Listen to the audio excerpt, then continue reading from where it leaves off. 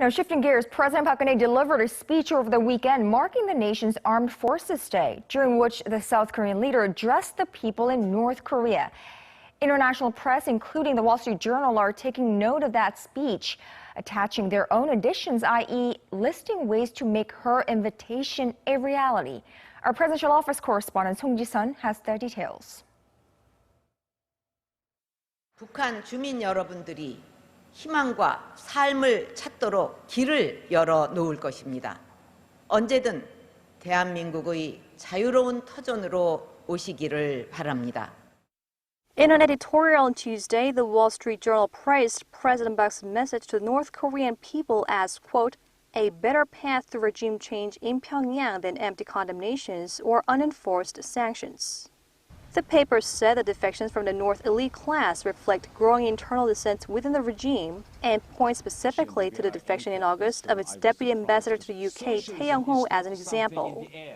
It also said that more than half of the defectors are now represented by the North middle class.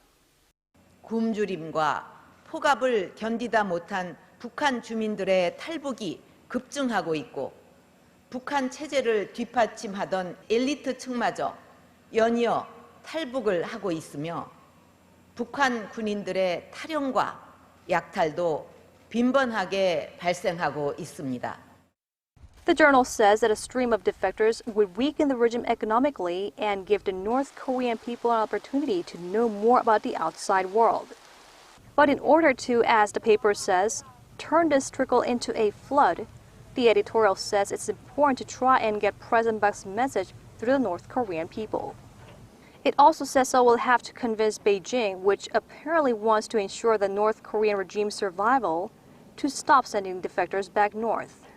The journal also had praise for President Park's decision to close down the inter-Korean Kaesong industrial complex, which was ultimately used to fund Pyongyang's weapons development programs, ending the late President Kim Dae-jung's sunshine policy of engagement.